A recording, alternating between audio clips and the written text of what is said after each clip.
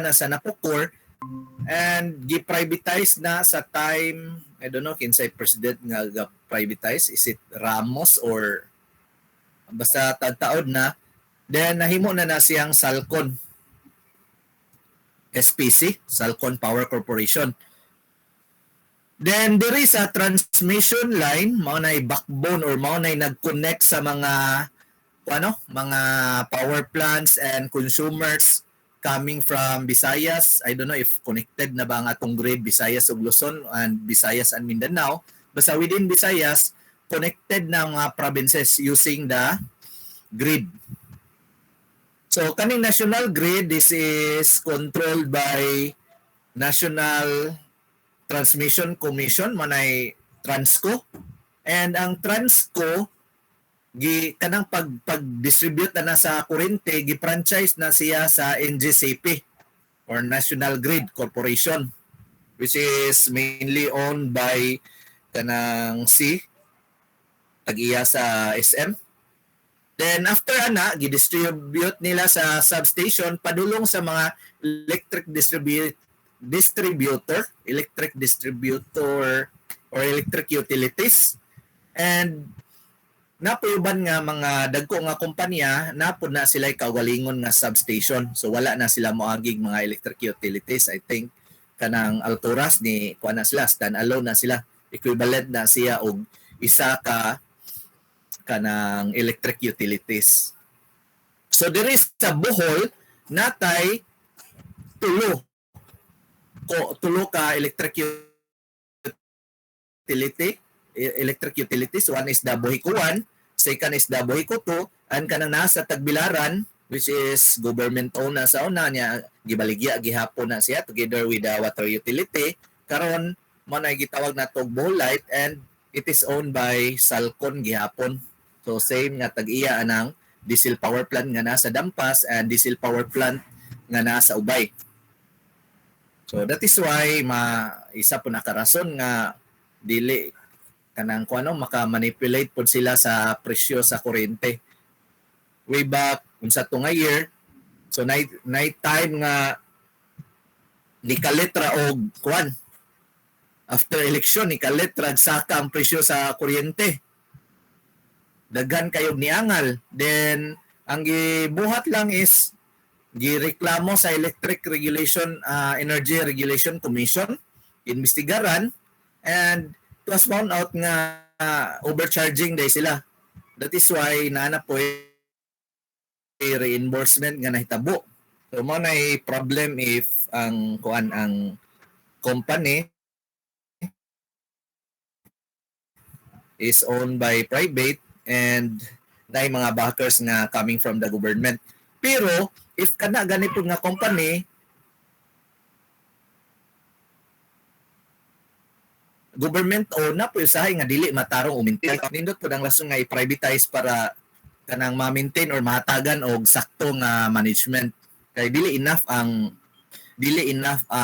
funds gikan sa government. And usually basta gikan sa government kuwang yun siya og mga maintenance.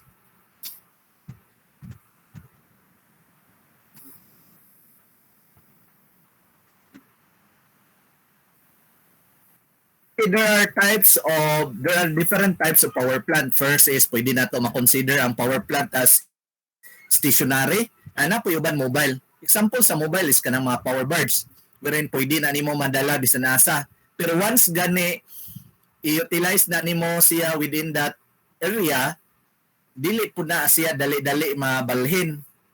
For example, kanang power birds lang nga nasa Ubay, na transfer na sa Bohol para movement sa atong power during the aftermath of Typhoon Yolanda.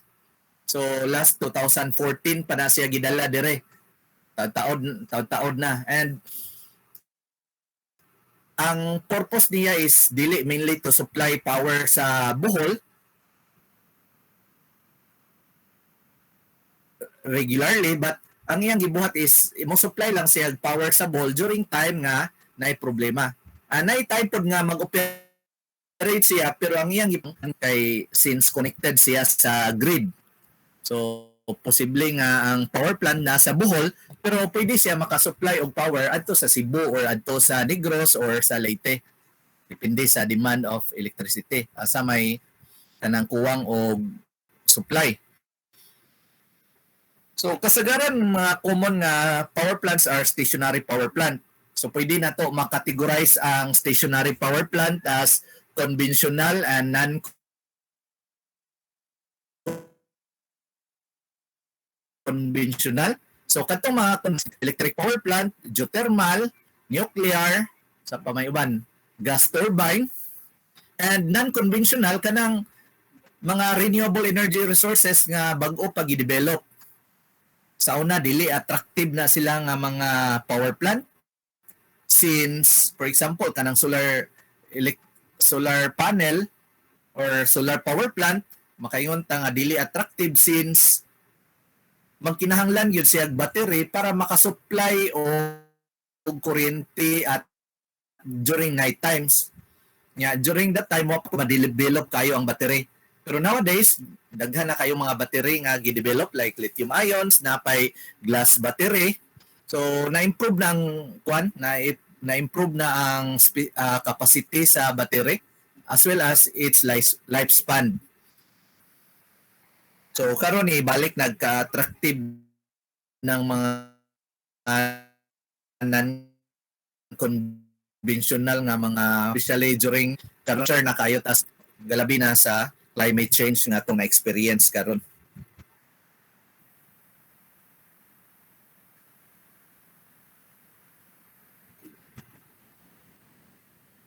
So kaning na sa figure is a coal-fired power plant. So gitawag siya coal-fired power plant since ang iyang source of energy is coming from fossil fuel kanang coal. And isa ka concern ani class is so kani ang iyang porma no. Gatong tan-awon ni siya grabe og aso. Pero atong tan-awon asa ang source aso niya nabilong siya ng kanang hyperbolic ang iyang porma. Kana siya nga part sa power plant is the cooling tower. So dili kabalak-an ang aso nga gi-release sa cooling tower since kanang asuhan na is just a water vapor. Gikan na siya sa cooling water. And during the process of cooling, kinahanglan siya mo release og vapor. Pero one of the concern of the coal-fired steam power plant is the byproduct of combustion. So ang sa coal-fired steam power plant, ang coal which is the main or ang fuel nga gigamit para makaproduce tag electricity is mainly made up of carbon, hydrogen, then a small part of oxygen, sulfur, mercury, and ay incombustible part niya which is the ash. So atong tanawon or atong analyson, once ang carbon ma-oxidize, maka-release siya og dakong amount of energy, and ang product niya sa combustion is carbon dioxide for complete combustion and carbon monoxide for incomplete combustion. We all know nga ang carbon dioxide is acidic, toxic siya gamay, acidic. And one of the greenhouse gas, so maka-change yun siya sa climate, sa atong environment, especially kung dako ng amount, lapas na kayo siya sa kuano, this kanang set value. Then second is the hydrogen. So once ang hydrogen ma-oxidize, maka-release gyapon siya large amount of energy, pero ang iyang product of combustion is water. Especially if complete ang iyang combustion, so wala kayo problema. Another product of combustion is sulfur dioxide or SOx. So ang problema sa SOx is again acidic na siya, and once ma-release siya sa atmosphere, ma-mix with water, maka-form siya og sulfuric acid. So maka-cause siya acid rain.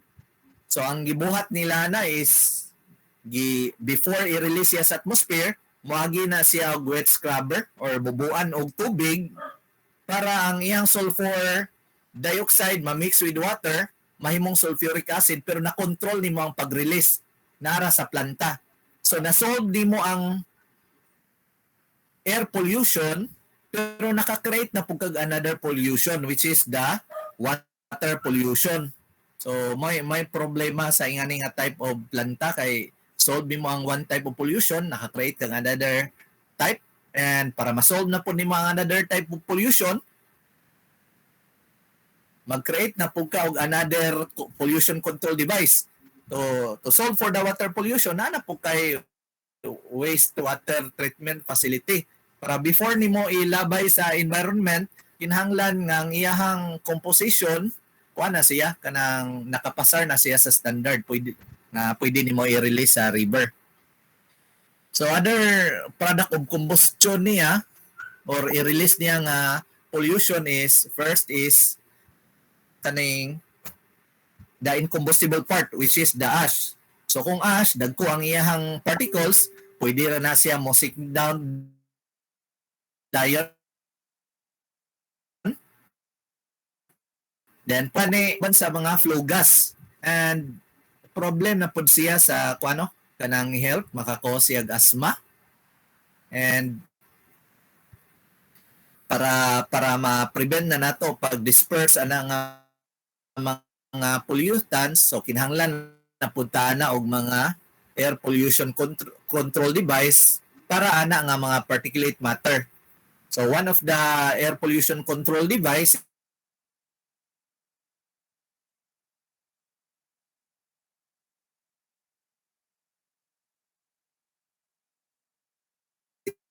is gravity, mahog lang siya sa ubos. So pwede mo ma-collect.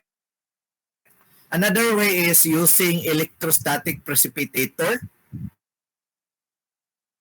Using electric charge, iyang mga magnet o mga particles para dili siya ma-release sa atmosphere. So another type of pollution nga pwede i-release aning planta is kanang mga NOx. So nitrogen oxide. Asa man nagikan ng NOx?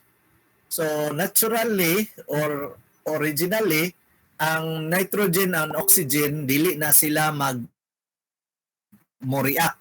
But at elevated temperature, galabi na during combustion, wherein naka-obtain taghabog kayo nga temperature, na tendency nga mo-react ang nitrogen with oxygen and maka-form siya NOx. So this ama din ang nitrogen gikan. Okay, since ang source sa atong oxygen is coming from the air, and we all know ang air is composed of large amount of nitrogen, around 79% by, I think, by volume, and 21% by, and oxygen is 21%. That is why every time mag-suck tag oxygen para pag-support sa combustion, dili malikayan nga naagyod ang nitrogen in large amount. So, nga namang naka-forman og nitrogen. So during combustion, if nagani kay gitawag og excess air or excess oxygen, so during oxygen nga pwede mo react sa nitrogen. So once gani na oxygen, dakog chance yun nga maka-form siya NOx. And if kanang NOx ma-release sa atmosphere, and mo react with other mga substances like sunlight and other nga mga gases, maka-form siya low level ozone, which is harmful to our health. So ang ozone, kung nasiya sa ibabaw, kuan siya beneficial to us, mo protect siya from ultraviolet rays. Pero kung low level siya, dakog chance nga makadaot sa atong health. Imagine ka ng ozone, gigamit na nila as disinfectant. And kung makapatay na siya bakterya, makapatay po na siya sa mga cells sa atong body. So, daghang bantayanan ang power plant. That is sa inland power plant. So, unsa may power plants nga present sa Bohol?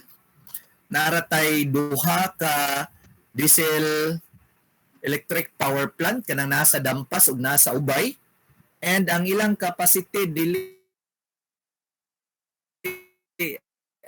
ang ilang actual capacity karon is, I think, dili kaabot na i-combine ng duha, dili kaabot og 40 megawatts. ay galabi na og sigig maintenance, dili gyud madungan og paandar na ilang mga engine. And another nga mga planta nga nasa Bohol is kaning mga hydroelectric power plant nga naa sa Balilihan, Hanopol, Sibilya, and Lubok. Ang iyang capacity is dili ra kaabot og 20 megawatts. I think less than 10 megawatts man siguro ang total sa hydroelectric power plant. And ang uban, mga distributed generation na using solar panel and mga uban siguro nga nag-utilize og wind turbine kanang mga balay nga daplin og dagat. But dili gyud enough sa demand sa Bohol, which is around 90 megawatts. So ang Bohol is dependent gyud kaayo sa external energy source. That is why natay line nga nag-connect sa Bohol and Leyte para makakuha tag supply coming from other provinces. So dili pasabot nga ang linya na to, connection na to from Bohol to Leyte nga sa Leyte ra ta pwede makakuha energy or electric energy. Depende og asa ta nakakontrata. Pero niagi ang atong contract is sa geothermal power plant. That is why dili kayo mahal ang presyo sa kuryente. Pero once gani makakontract tag supplier coming from diesel electric power plant, so medyo dako-dako gyud ang presyo sa kuryente. And karon last year or karon ba to nga year, nay bidding nga nahitabo para pag-establish o inland-based na power plant diri sa Bohol para maka-cater sa atong demand.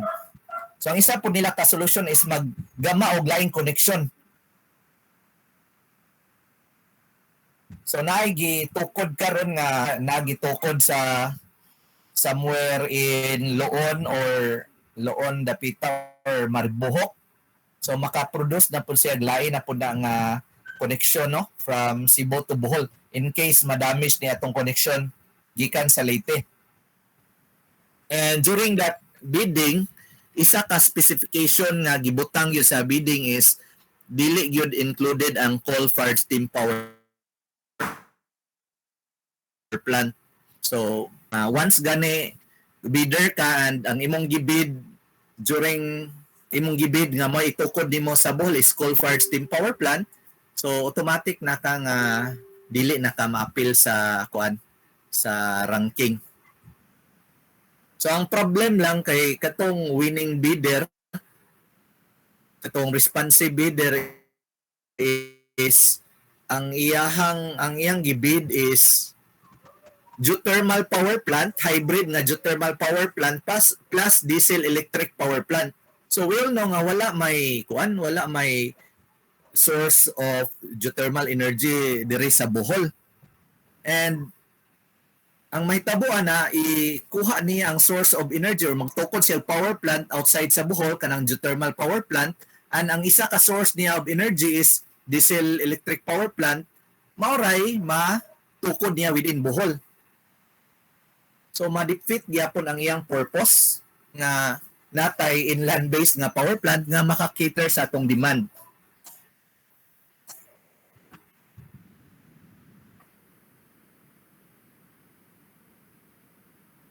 And pag-ayo ang atong kuryente, especially karon nga mahal kayo ang presyo sa mga kanang fuel nga derived from fossil fuel.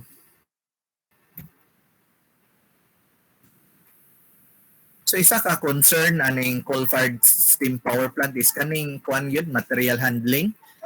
So aside from the main power plant, magkinahanglan kag dakog area para sa storage nimo sa coal. So magkinahanglan kag pila ka tons of coal nga sunogon per day para lang maka-produce gyud ka kanang gidemand nga electricity or electric energy. And after anas ang mga byproducts such as ash problema kayo. That is why gi-omit gyud siya. Wala gi-include sa kanang pilian nga itugod nga power plant diri sa Bohol.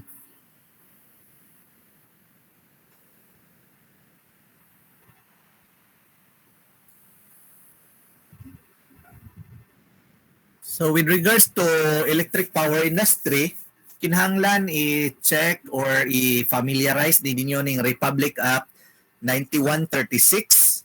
So this is known as the IPIRA Law, Electric Power Industry Reform Act of 2001. I remember nga na yung mga leaflets nga gipanghatag ani para ma-aware tag unsa day giunsa pag-produce ng atong electric energy, and if aware ta once gani na brownout or na blackout kay baw tag unsa day process sa atong electricity. Once na blackout kinsa may pwede na to pangutan-an ug unsay nahitabo.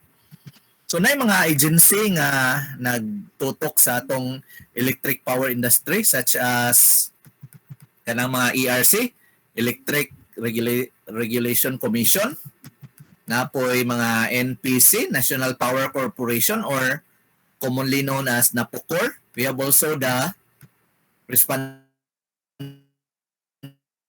for the transmission lines, which is the National Transmission Commission or TRANSCO.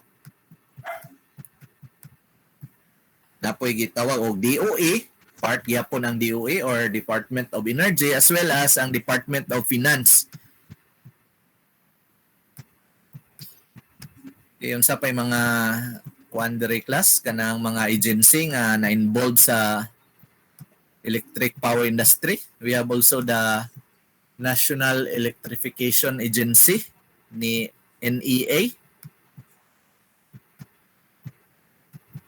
Anas tay gitawag og kuan pod class kanang pareha ng time nga nagkuwang og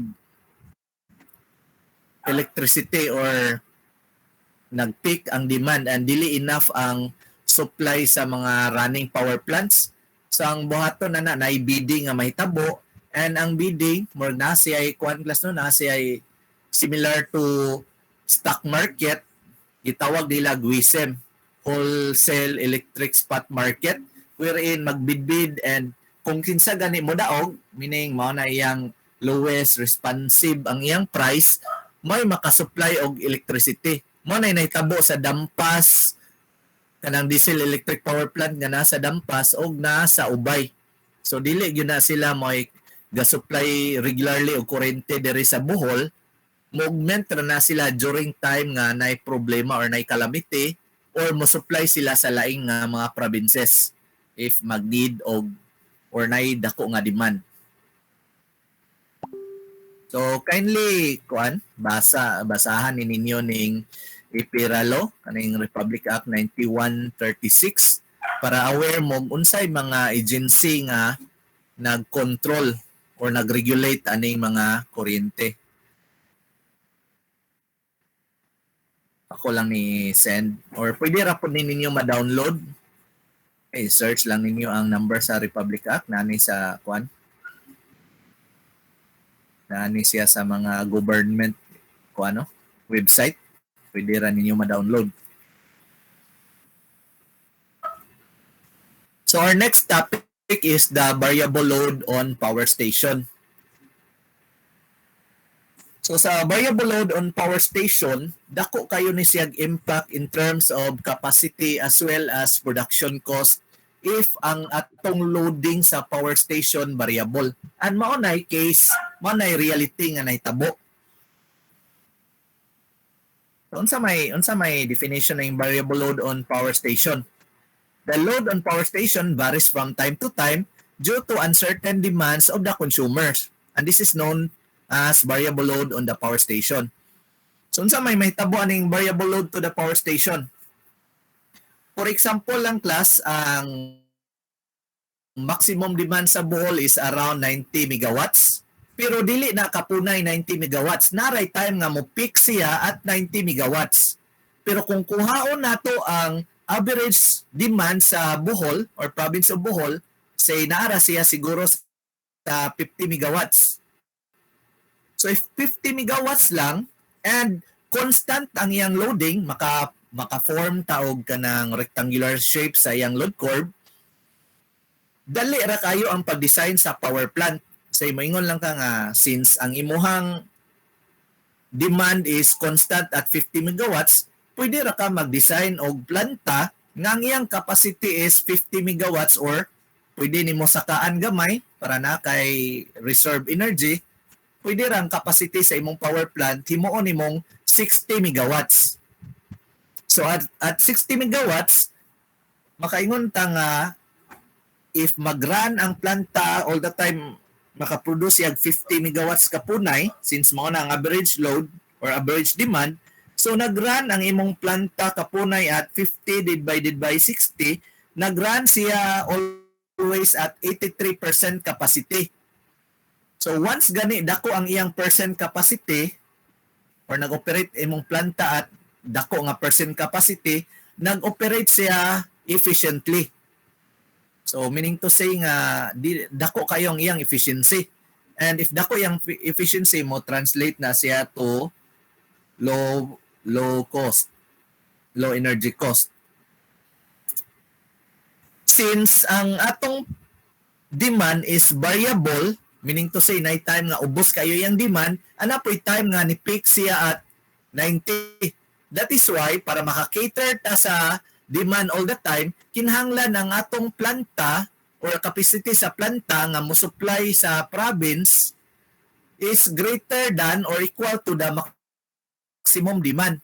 So for example, atong maximum demand is 90 megawatts, kinahanglan ang atong planta is 90 megawatts iyang capacity or kung gusto tag naay reserve, greater than 90 megawatts. So as a rule of thumb, dapat na kay reserve capacity equivalent to 15%. So ang imong 90 megawatts, multiplyan lang na nimo 1.15 para makakuha ka sa imong makakuha ka sa capacity. So ang problema na is, say ang imong capacity sa power plant 90 megawatts and ang iyahang average load is only 50 megawatts. So imong calculator mo gamay ang iyahang percent capacity and mo translate na siya into low efficiency and low fuel economy. That is why natay increase in production cost. Also sa giingon na ganina, if fixed ra gani ang load or fixed ra gani ang demand, say for example katong gihatag nako nga scenario ganina wherein average niya is 50 megawatts, say constant na siya nga demand, ang imong capacity sa power plant is 60 megawatts ra or less. Pero since variable man ang loading, so ang atong capacity due to variable loading nahimo nga 90 megawatts or more. So mo translate po na siya og additional equipment, kinahanglan dako ang imuhang class katong generating device. Instead of 60, mo on imong 90 or more. And mo translate po na siya into additional fixed cost. Dako kayo ang impact sa variable load on power station. So, unsa may mga important factors or important terms and mga graphs nga kinahanglan nato studyhan if mag-study tag variable load on power station. First is the load curve. Unsa man load curve? This is the curve showing the variation of load on the power station with respect to time. So kung ang time nimo gi-express sa in one day, gitawag siya daily load curve. If per month, gitawag siya monthly load curve. If 1 year, gitawag siya annual load curve. Pingani ang iyang sample nga load curve. This is an example of a daily load curve. So using this graph, daghan at tag mga information nga pwede makita. Number 1 ani is ma-determine na to ang asa man ang iyang peak demand. Makita na to nga at 6 p.m. mo niyang maximum demand and ang iyahang maximum demand is equivalent to 6 megawatts. And during 12 midnight, mo'y kinaubsan niya demand. So also makakuha ta og using this load curve, makuha na to ang iyahang energy generated sa power plant.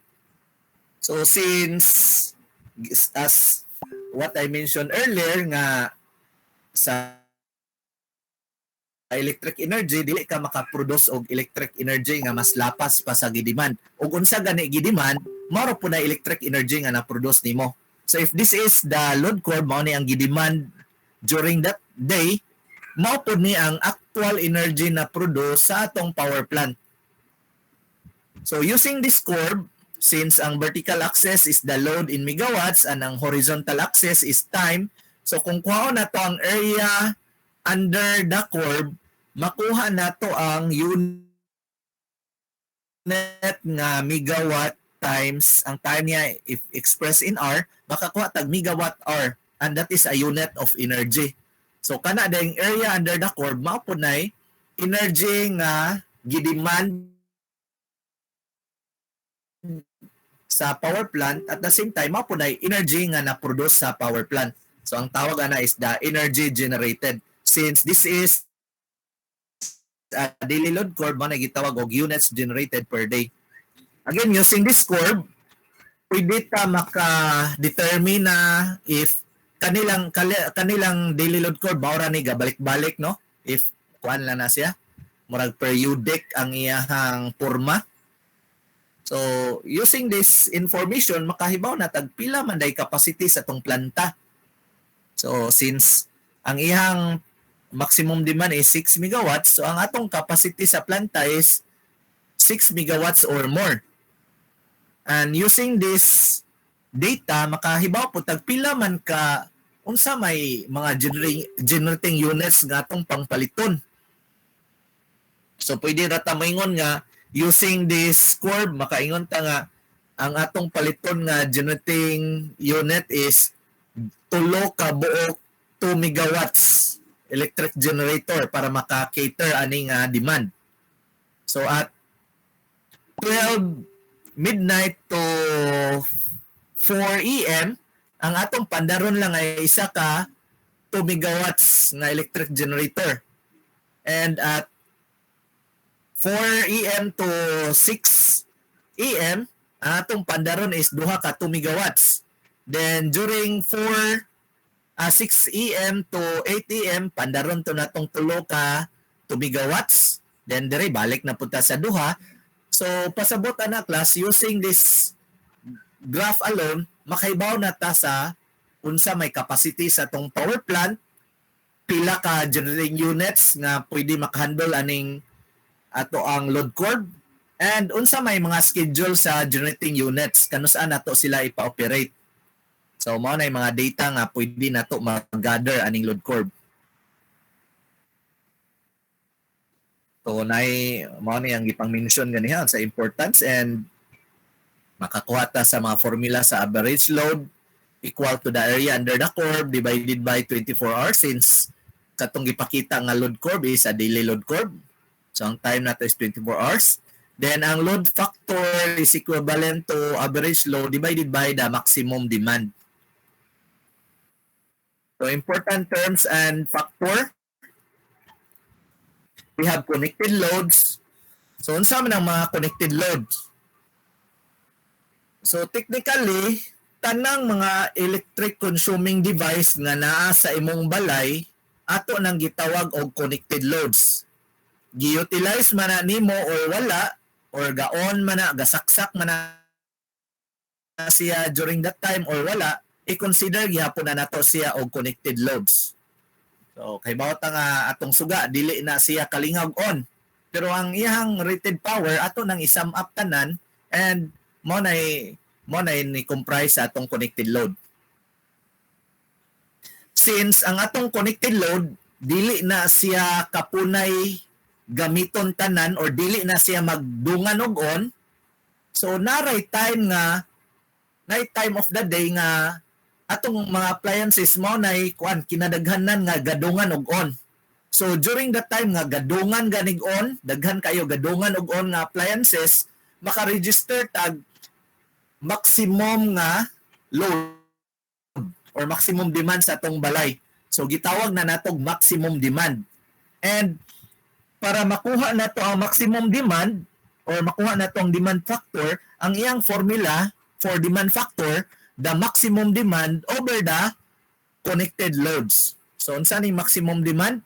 mao ni ang time nga daghan kayo ang atong mga appliances nga gidungan o gamit. So mao ni ang kinatasan nga demand nga na-register sa atong balay for a certain period of time.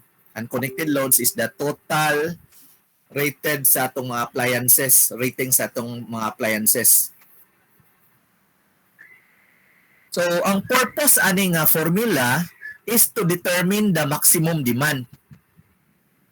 Kay nanay mga well-established nga mga study nga makakuha na class murag naka or na mga research nga na-determine na nila ning pila may mga value sa demand factor and other factors.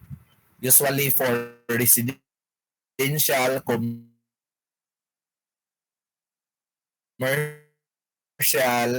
agricultural load. That is why kaning demand factor only di mga tables. So pwede ra nato kaon dayon ni tanawon lang nato unsay condition. Then i-pick lang nato ang value based sa certain condition coming from the table, and using this data ma-solve nato ang maximum demand sa isa ka household. Other important terms katong gimension ganiha, average load is equivalent to the energy generated for a period of time divided by the time. And load factor is equal to the average load over the maximum demand. Diversity factor is the ratio of the sum of individual maximum demand to the maximum demand on power station. So, unsaon man paggamit nato aning diversity factor? Kali kani siya nga formula, ang purpose niya is to determine the maximum demand on the power station or maximum demand on the transformer or maximum demand on the feeder or maximum demand on the substation. Since kaning diversity factor is readily available na sa mga tables. So again, ang kaning mga data ni coming ni siya sa well-established nga mga research sa unang mga panahon. So unsa may meaning ani nga formula? So ingani ang iyang setup class.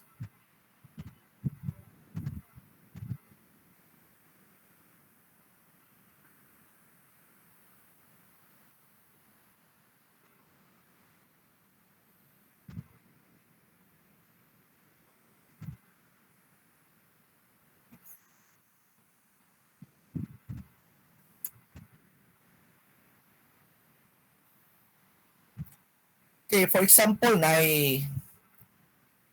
number of household nga connected sa transformer, isa ka transformer. So ingani ang setup sa connection, especially if na imong balay kuan na siya no, residential, meaning walay mga business or walay mga welding machines or walay mga negosyo nga apil sa imong balay or nasa imong balay. So nabilong lang ka sa regular nga resident or nabilong ka sa ordinary residence. So nga ang setup, for example, na isa ka tao nga ang iyahang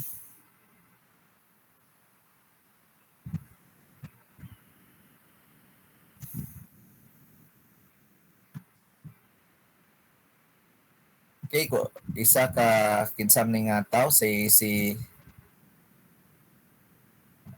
Bidor. Ang iyahang si Bidor is ang iyahang connected load is say 20 megawatts. Pasensya na sa writing class kay wala ako'y pen, nagamit lang ko og pad. So 20 megawatts. Another nga included sa residence is say si Mr.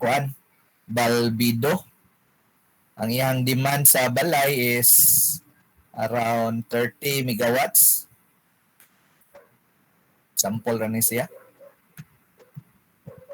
Our total connected loads 30 megawatts. Then we have Aparise. Ang iyang total connected loads is 10 megawatts. Okay, sa akong nanggingon ganina, dili tanan ng imong connected loads madungan o gamit. So using the demand factor, say 90% siguro ang demand factor, maura na ang imong maximum demand sa balay once ma-multiplyan nimo ang connected loads by the demand factor. So makuha nimo ang maximum demand sa imong balay, which is mo na maximum demand nimo padong sa transformer, individual maximum demand nyo. If for example lang pareha sila og demand factor which is 90%, so ang maximum demand ni Mr. Budor padulong sa transformer is 90% of 20 megawatts is 18, while ka Mr. Balbido is 27, which is 90% of 30. And kang Mr. Aparisi is 9 megawatts, which is 90% of 10. So kani sila, connected ni sila sa isa ka transformer. Tawgon na to og transformer 1.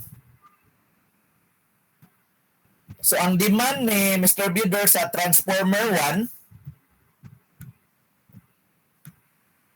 is 18 megawatts.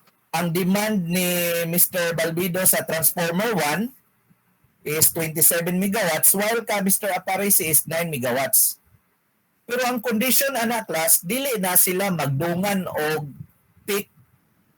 For example, ang maximum demand ni Mr. Budor nahitabo sa gabi since ang iyang trabaho is na siya sa day job. Meaning, wala siya sa balay inig kabuntag. So wala kayo nag-utilize og electricity sa ilang balay o buntag. That is why ang iyang maximum demand nahitabo sa gabi. While si Mr. Balbido, ang iyang maximum demand nahitabo sa buntag. Kay, for example, na siya ay negosyo nga nara sa balay. While si Mr. Aparisi, nag-freelance siya. So ang iyang demand, murag kuan lang, murag maintain lang around na wala kayo mo fluctuate. Pero dili gyapon sila magdungan og maximum, dili sila magdungan og peak. That is why para makuha nato ang maximum demand padulong diri sa transformer 1, mo utilize katong formula nga diversity factor is equal to the sum of individual maximum demand divided by maximum demand to the power station. Pero diri nga case, wala pa ta moabot sa power station. Ang atong denominator is the maximum demand to the transformer. So, i-utilize lang ni nato nga formula sa aning tulo, 18 plus 27 over 9. Pila man na? 18 plus 27 plus 9 is 54 divided by diversity factor. So, kanang diversity factor, again, makita ra na sa table. Akong ipakita ninyo asang pwede nga source to determine the diversity factor. And ang diversity factor is always greater than 1. So kung, for example, ang diversity factor ani is 1.5,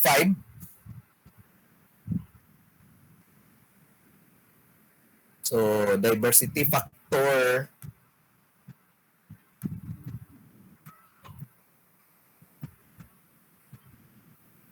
equals 1.5. So makakuha ta og maximum demand padulong diri sa transformer 1 equal to 54 divided by 1.5.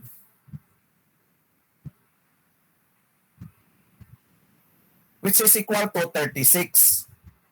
So mao na ni ang maximum demand diri sa transformer 1. 36 kaning nakasod sa round brackets. So similarly, daghan kayog mga kuan class no, daghan kayong mga residents nga connected pod sa another transformer. So makakuha na pud ta diri og similar nga paagi natay gitawag og transformer 2. Then another transformer 3. And nani sila maximum demand per transformer 2, 3 and similar nga process ang pagkuha niya aning transformer 1. So So kaning tanan connected na pod ni siya to gikan sa transformer, connected ni siya into feeder. So nganla nato lang ni feeder 1.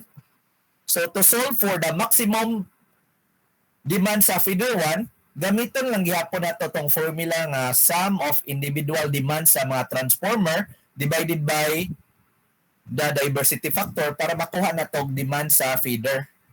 Again, kaning mga feeders, na group of feeder nga say feeder 1, feeder 2, feeder 3. Again, connected na po ni sila padulong sa substation. And daghan kayong mga substation. Say substation 1, substation 2. Connected na po ni sila padulong sa atong power plant. So padung sa planta. So gikan sa consumers, makuha nato ang maximum demand sa transformer 1, transformer 2, and transformer 3 and so on using the formula nga gi-provide ganina. Then using the maximum demand per transformer, makuha nato ang maximum demand to the feeder. Same nga formula using the diversity factor nga formula. And makuha na to ang similar way, makuha na to ang maximum demand to the substation. And if daghan kayong substation, same gyapon nga process using that formula of diversity factor para makuha na to ang maximum demand sa isa ka power plant. So sa una nga time, katong old curriculum, 2013 curriculum, ang first month yun namo to usahay mo lapas og isa ka buwan, around 2 months, naka-concentrate mi sa variable load. And okay pa during that time since ang unit sa power plant engineering sa old curriculum mas daghan siya number of units, and napapud siya ay complementary nga course which is the steam power plant engineering. Gibuwag siya sa power plant engineering mo nang dako kayo og kuan, dako gyud og time sa power plant engineering sa old curriculum. Pero sa inyong curriculum, gifuse ng steam power plant engineering og ubang mga power plants, gifuse siya sa isa ka course which is the power plant design and renewable energy, plus gius-usan pa gyud siya og number of units. So karon maka ang number of hours within 1 week is only 7. Pero sa power plant engineering, ang number of hours sa una is 9 plus steam power plant engineering 3 hours. So total number of hours is 12. So medyo taas-taas tong time nga gi-provide sa una.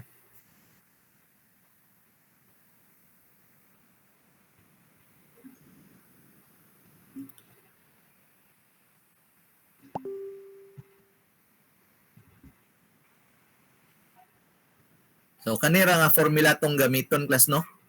So using this formula and using the process nga gi-provide nako ganina, makuha na to maximum demand to the power station. And using that process, makuha na to ang capacity sa planta nga atong gusto i-produce or atong gusto i-design. Pero karon time since dili practical nga ma-consume ang atong oras by just computation sa variable load to the power plant. So nalay mga sample problems nga ihatag nako ninyo. Pareha ning mga examples. Then mo proceed na dayon ta sa power plant, individual power plant. So another important term is the plant capacity factor. Ang plant capacity factor is one of the indicator og unsa kanindot na design ang imong power plant. Yun sa nimo pag-select ang capacity sa imong power plant considering sa demand sa isa ka power plant, and yun sa nimo pag-design sa pila ka number of generating units as well as yun sa nimo pag-schedule ang operation sa imong power plant. So ang plant capacity factor, ang iyang formula is actual energy produced. So mao to siya ang kuan class no. Mao siya ang area under the load curve.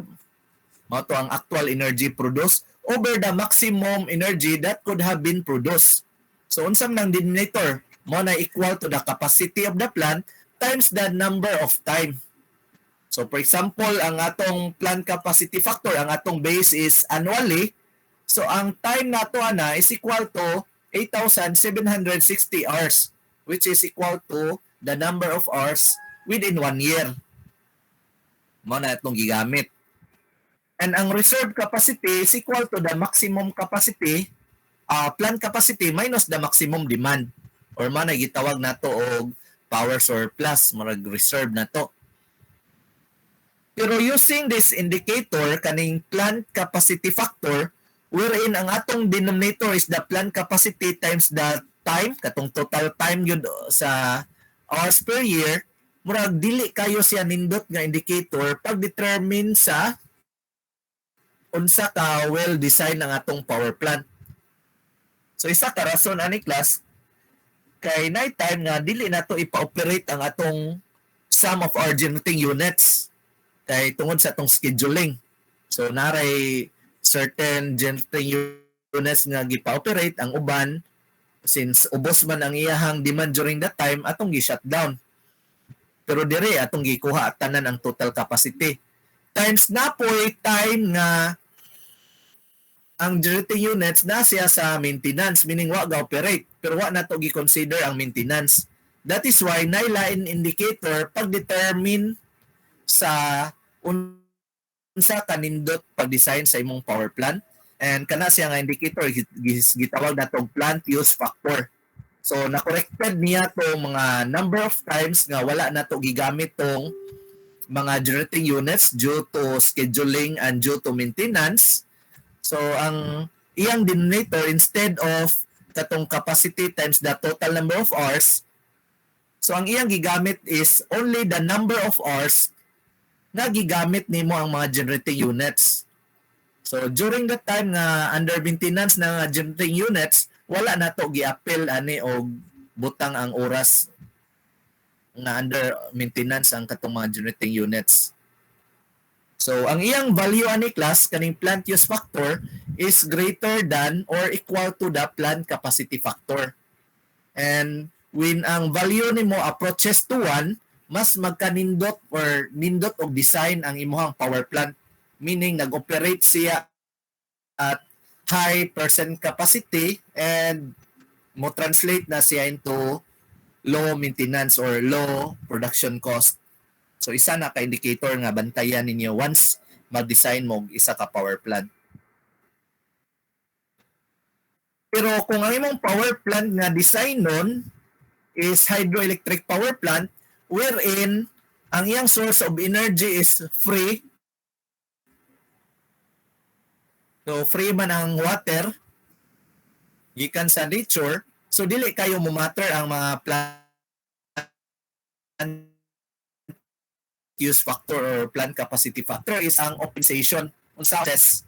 So nga sakto ang pag-design sa imong power plant. So na po tayo mga procedure ana na sample gyud nga feasibility study na akong i-provide ninyo together with the reports na i-provide sa one of the groups sa inyong ani nga class. So posible na po sila yung mga pwede i-present, no? And makita na to unsaon pag-optimize sa hydroelectric power plant terms of designing. So units generated per annum is maora ni siyang kuan class katong energy generated kada tuig. So ma-solve na to using ani nga formula. Then we have also load duration curve. Unsa man ning load duration curve? When the load element of the load curve are arranged in the order of descending magnitude. So tanawon ninyo kaning figure nga nasa left, this is the load curve. Gi-kuan lang no, gi rectangular lang iyang shape. While kani diri sa PCAS is the load duration curve. So same ra gihapon ang iyahang mga data nga makita nato except nga gi-arrange ning load duration curve into descending magnitude. Pero ang mga information makita gihapon nato dire. Say nag-operate ang planta at 20 megawatts for pila ka hours, 8 to 16. 8 to 16, so pila na 8 hours. So makita gyapon nato dire, nag-operate ang planta at 20 megawatts for 8 hours. Then dire nag-operate ang planta at 15 megawatts for 4 hours. Makita gyapon nato dire, and nag-operate ang planta for pila ni hours, 12 hours at 5 megawatts. So gisum up lang ning duha ka 5 megawatts since maora ilang value. So same ra gyapon ang mga data nga ma-obtain, gawas nga gi-arrange lang nato into descending magnitude. So mo ni ang nagipang-discuss dire, kindly read lang anang discussion niya. Types of load. So importante gihapon unsay mga types of load nga connected sa power plant. We have the domestic, ang mga residential, wherein ang mga load ana is mga lightings and mga general services, mga motor, gagmay ra nga motor. And lahi po na ang iyang demand factor ana nga time, kay lahi-lahi ang paggamit sa lightings. If ang imong lightings domestic, lahi po ang number of hours nga gigamit if commercial. For example, restaurant, posible nga para dili daghan ang matrak sa imong restaurant, sige ginag-on ang imong suga during time nga ga-open ang imong restaurant. Pero sa balay, if ang imong suga wa gamit, so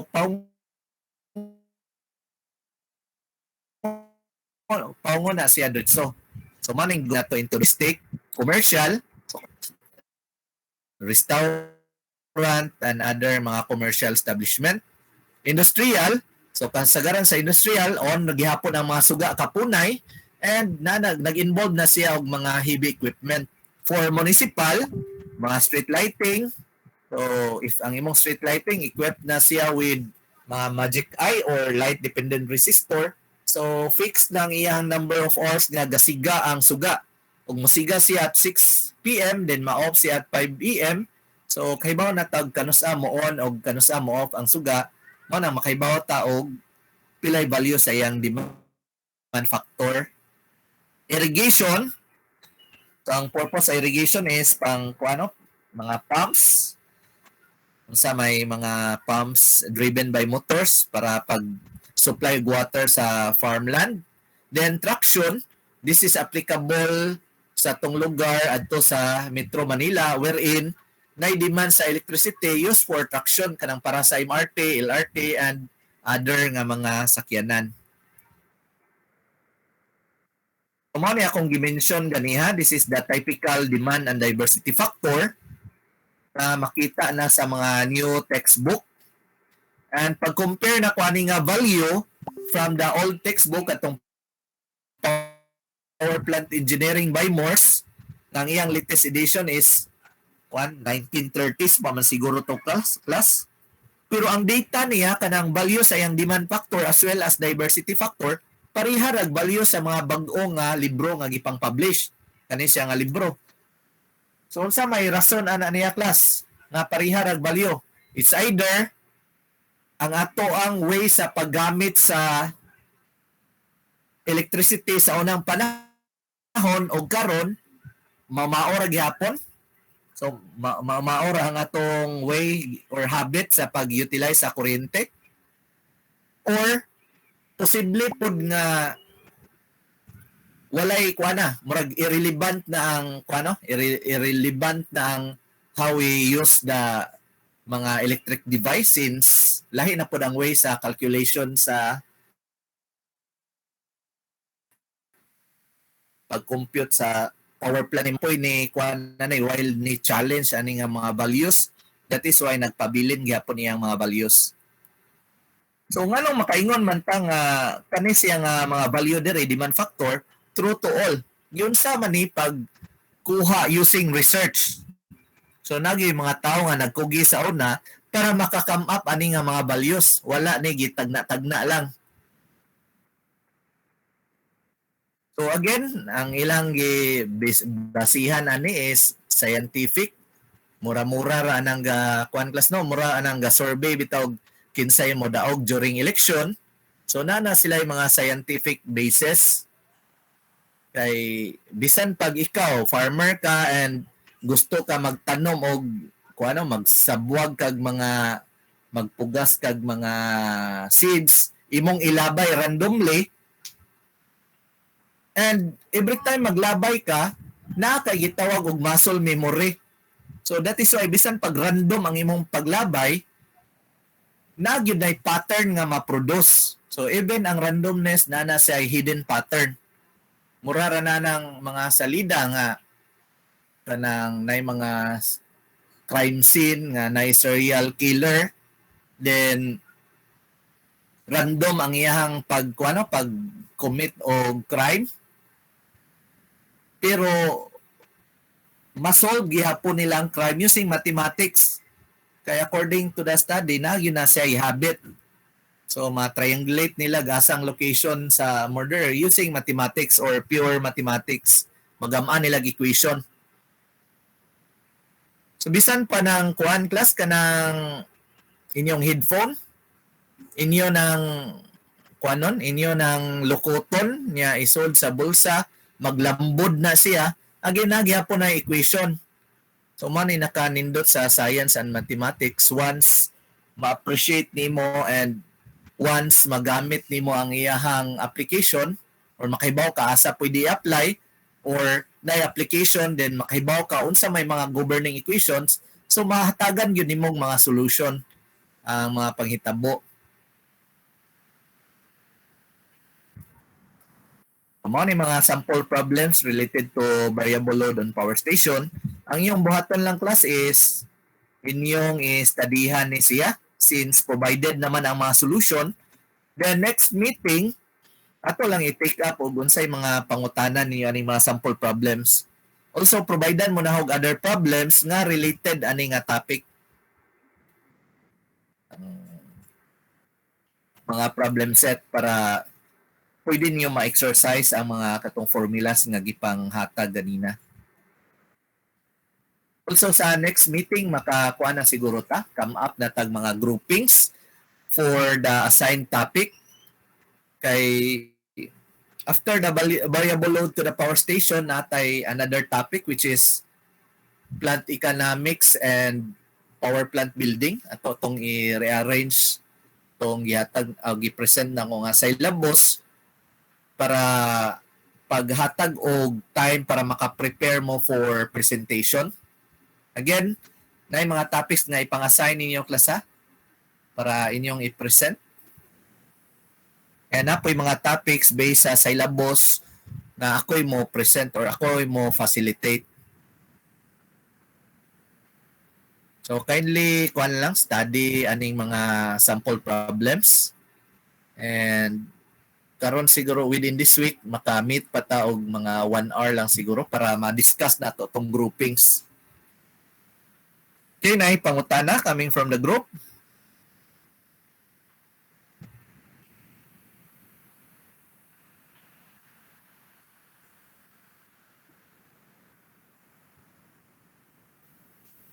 Hello, na pangutana.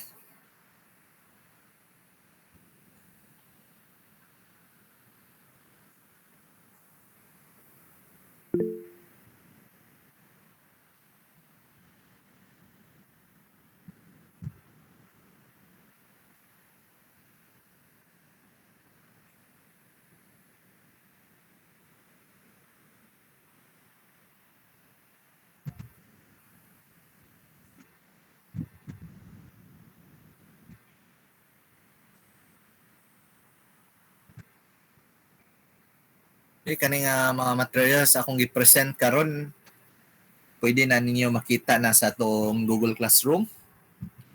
Okay, wala na mo'y pangutana. Wala na may kuano, wala yung mga concern. So pwede na siguro na to i-end ang meeting or pwede na mo exit sa meeting. And thank you for joining the meeting tonight. And once again, good evening. Thank you, sir. Thank you, sir. Thank you, sir. Thank you, sir. Thank you, sir. Thank you, sir. Thank you, sir. Thank you, sir.